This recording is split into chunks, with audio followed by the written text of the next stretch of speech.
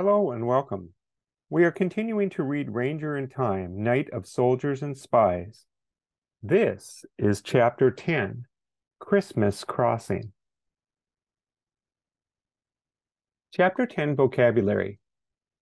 Number 1, ventured. Dared to do something or go somewhere that may be dangerous or unpleasant. Number 2, chaplains. Members of the clergy attached to a private chapel, institution, ship, or a branch of the armed forces. Number 3, rations. An amount of food supplied on a regular basis, especially to members of the armed forces during a war. Number 4, seized. Took possession of something by warrant or legal right. Confiscated, impounded. Number 5, careening.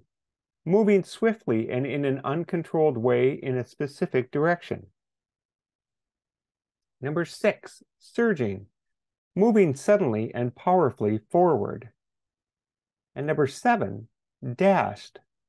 Struck or flung something somewhere with great force, especially to have a destructive effect. If you open your books to page 69, we'll begin the reading of Chapter 10, Christmas Crossing. On Christmas morning, Isaac woke to the smell of cook fires. When he ventured out from the tent, his boots made dark prints in the fresh snow. "Well, look who's back with us," Joe's deep voice boomed. He rushed to Isaac's side and clapped a hand on his shoulder. "A Merry Christmas to you, my friend. Are you well?" Isaac hesitated. He wanted to tell Joe where he'd been, what he'd done, and what was about to happen. But General Washington's voice echoed in his mind. Not a word of this to anyone. "I am well," Isaac said, "and a Merry Christmas to you too." It hardly felt like Christmas. At home in Marblehead, there would have been meat pies, baking, and bells ringing in the churches. Here in the camp, the chaplains called men together for simple, quiet services. Later in the day, the officers passed out fresh flints for the muskets, along with powder, musket balls, blankets, and 3 days' worth of food.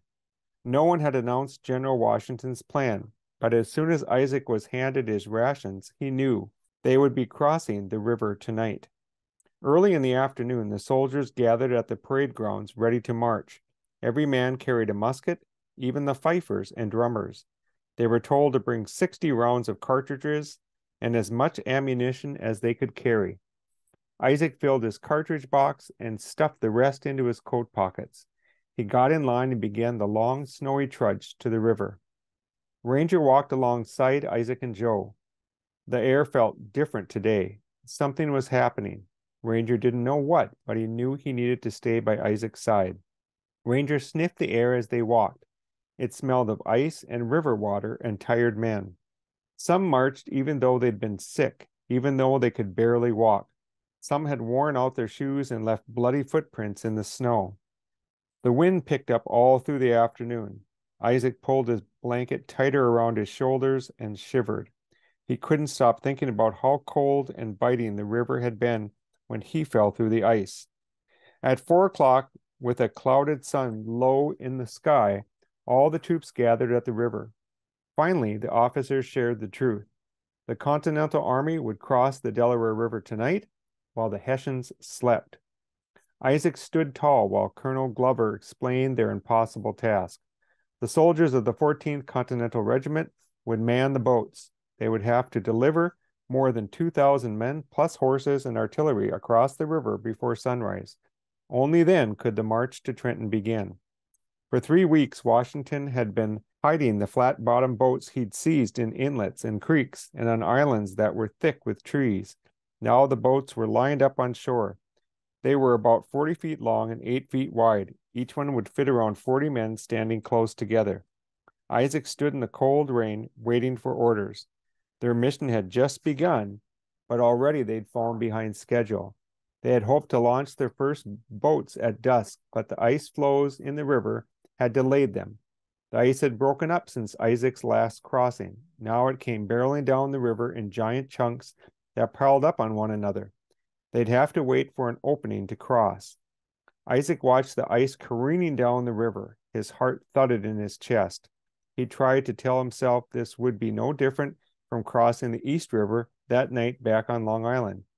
But that had been August. Tonight they'd have to cross in the middle of a fierce winter storm.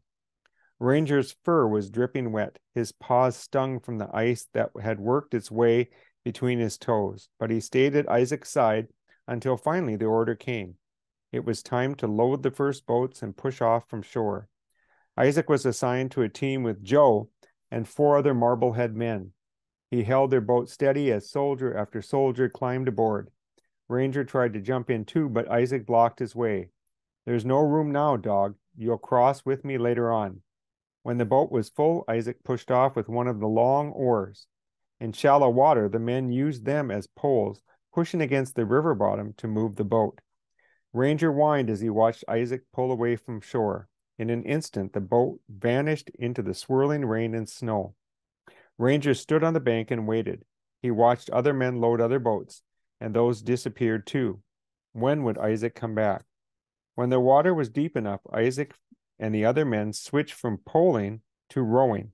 Once the Pennsylvania shore disappeared into the storm, Isaac couldn't see land at all, just swirling snow and great hunks of ice that came surging down the river.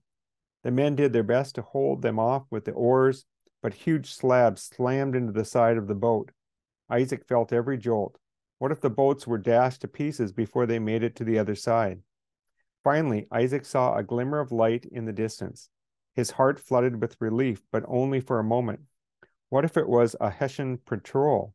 What if Hessian guards were waiting on the opposite shore? It would be impossible for them to land without being seen. Isaac's heart pumped faster with every pull of the oars, but there was no turning back. He had an order to follow. He had to get these men across the river, no matter what was waiting on the other side. Chapter 10, Comprehension Question. What were 3 things that made George Washington's plan to have his Continental Army cross the Delaware River on Christmas night to launch a surprise attack against the Hessian troops on the New Jersey side so challenging? Sample answer. One thing that made George Washington's plan to have his Continental Army cross the Delaware River on Christmas night to launch a surprise attack against the Hessian troops on the New Jersey side so challenging was the fact that they were having to make this crossing while a winter storm with rain and snow was raging. A second thing that made the crossing challenging was the fact that the ice on the river had broken up and the boats carrying Washington's troops were getting battered by huge chunks of this floating ice. Finally, a third thing that made the crossing challenging was the fact that it had to be done quietly and in the dark to not be detected by Hessian guards. And this takes us to chapter 11.